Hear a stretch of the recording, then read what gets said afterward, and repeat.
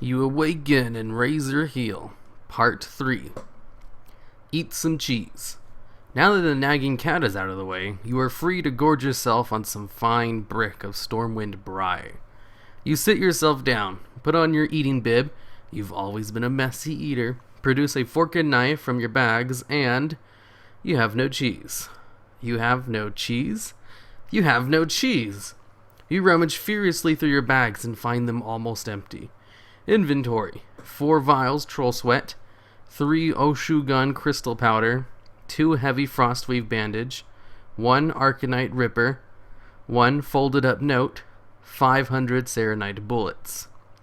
Use Arcanite ripper to play some sweet riffs. The power of rock compels you.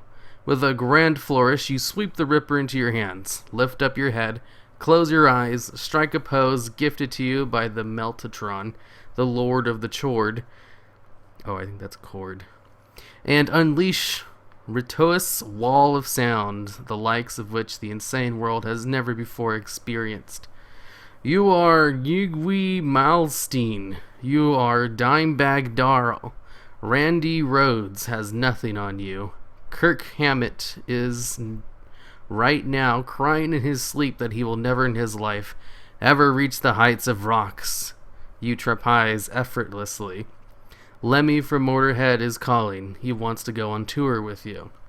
You hurl yourself into the roar of the chord and shift gears, wrecking from a thrilling, fiery tribute to Iron Maiden directly into a heartfelt, personalized rendition of Flight of the Bumblebee, and then down into the depths of a little something you like to call I Want to Rock You Baby, Baby Until the Break of Dawn. The spirit of Jimi Hendrix looks upon your devotion and sees that it is good. He grants you his boon. The abyssal darkness before you seems to open up. There is a visible pathway through the canyon now, leading back towards Razor Hill. Drink troll sweat for extra manly smell. This is most disgusting thing you've ever dreamed. You now have 3 vials of troll sweat. Read folded note. You dig through your bag until you find the little folded up scrap of paper. It was stuck to the underside of a vial of troll sweat, through means you do not like to think about. Oh, it tastes exactly like an overused jockstrap that had been molded into a compost heap for several years. Don't ask how you know what it tastes like. It's an extremely unpleasant memory. You carefully unfold the sticky note. It reads as follows. In my restless dreams, I see that town, Razor Hill. You promised you'd take me there again someday, but you never did. Well, I'm alone there now, in our special place, waiting for you. The note is signed Mary. You have no idea who this person is, as you are quite sure you have never met anyone named Mary. You know 8 people named variations of Bone Slayer, but not one Mary. This troubles you deeply. You wonder where the note came from. It must be for someone else. Follow path back to Razor Hill, and sleep safely in shelter until daybreak with Scratch Fever standing guard. Scratch Fever cannot stand guard. He has despawned. He's also pretty unhappy about being abandoned in the abyssal darkness. If you call him right now, he'll probably be pretty hungry and you have no food to give him. You elect not to call him until you're absolutely sure you want to deal with Sad Kitty Hungry Face now. You slip the Arcanite Ripper back into your bags. Gather up your rifle and courage and set off down the suddenly visible trail leading back down south, towards Razor Hill. You know, if he has Glyph of Medpet, you could just use that and get him all the way back up to full happiness. Because I know he has it because he said he used it in the first chapter. But whatever, logical inconsistencies aside, you are on the first leg of the long journey back through the Red Rock Canyon Trail towards Razor Hill. The impassable walls that box you in are not currently visible, nor is the sky or really anything around you. All you can see is the trail, a narrow tunnel seemingly burrowed right through the abyssal darkness itself. You can see the path and pretty much nothing else. Those shuffling sounds are very clear now. You are definitely hearing cloth against stone, and now something else. Something that sounds like metal scraping against something hard and unyielding. The unseen canyon walls buffers these sounds and model them together until they ring like some kind of vicious symphony through your ears. You cannot tell which direction they are coming from, and your track Undead, which is still active, has not stopped being completely filled with blips. And that's one of the worst paths right there. They're just blips. Normally, for example, when you detect a wild boar with your track beast, you can pinpoint an exact species almost immediately. This, though, it's like they're not even there. Attempting to focus on individual blips nets you absolutely nothing. No additional information. They're just blips, and they are everywhere. You're not sure how long you've traveled, and you're not sure how much longer you have to go. Snort Oshugun crystal powder. See the future. Use visions to judge current circumstances. You eye the Oshugun crystal powder uneasily. After the debacle with the troll sweat, you're not sure you want to do this. You are pretty sure you've reached the junction in the road which will take you through the Harpy Roost. Firm, feathery rumps fill through your mind, but only for a moment, as this is no time to indulge your perverse fantasy life. There, you were correct. The trail through abyssal darkness branches off to the east from here. From here, you can go east through Harpy Roost, and eventually to where Zep Stand and Sea may or may not still exist. And you can continue south towards Razor Hill. Strip clothes and dance. You can feel the beat. You cannot escape the beat. The beat is within you. The beat is part of you. You are the beat. Your clothes go flying.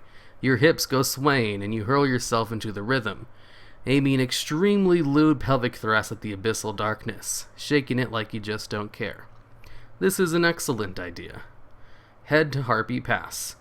Oh yes, oh yes. You stick all your armor back in your bags, slick back your hair, polish up your teeth, and get to shutting down the eastward path leading towards those soft, sleek feathered forms. Oh, how you've longed for a moment like this, completely alone with nobody to chastise you for soloing a couple of storm witches, if you know what I mean. You puff out your chest and slip on your rings to give yourself the extra stamina boost and strut down the trail through the abyssal darkness towards the Harpy Roost. This is also an excellent idea. You are on a trail towards the Harpy Roost. You are almost naked. You are armed with your rifle and all of your armor is in your pack. Your patch is currently despawned. You strut down the trail, making sure to give your pelvis a little extra thrust with every step, just in case the girls are watching. You are quite sure you've reached the Harpy Roost. This is an area you remember to be a small labyrinth of tunnels, cut by time and wind erosion through the canyon. You are quite certain there is a cave leading to the Harpy's nesting grounds, somewhere nearby, but you are unable to see it. The trail through the abyssal darkness does not open up at all when you enter this area. It merely cuts a path straight through it. You can still see nothing but the trail and darkness. Something is moving on your track Undead to the south of you, where you're pretty sure the cave structure begins. Use your remaining inventory to make a chopper and ride out in style. With no time to waste, you line up the vials of troll sweat, place the Oshugun crystal powder at either end, and lay your ripper across the lot. Then you arrange your frostweave bandages to somewhat resemble tires. You sit on this, make vroom vroom noises, and accomplish nothing else. Summon pet, cast men pet. You don't like to encounter harpies without a little protection. If you know what I mean by encounter, I mean have sex with, and by protection, I mean you like it when the cat watches. You concentrate deeply, press your fingers to your lips and whistle. Scratch Fever emerges from the abyssal darkness as though he were there all along. Before he can begin whining, pawning, and complaining about how goddamn hungry he is, you cast your glyphed men pet on him, slightly increasing his happiness and shutting him up before he has a chance to pull any pitiful and hungry at you. Scratch Fever has spawned. Scratch Fever's happiness is now at 65%. Scratch Fever is a bit peckish. Make harpy mating calls into the darkness. You cup your hands to your lips and scream, "Hey baby, wanna party?" into the abyssal darkness. All around you, the sounds of scuffling cloth and metal scraping stone kick up all at once. as if merely waiting for an excuse to start shifting around again. 7 blimps on your track undead are moving in a vaguely spiral shape now. Not directly at you, no. Around you. Surrounding you. Alright. That's it for part 3. I will stop talking at the end of these. That way it'll flow more continuously when I put this into a playlist. Whew. Make it more binge watchable if I stop talking at the end of it.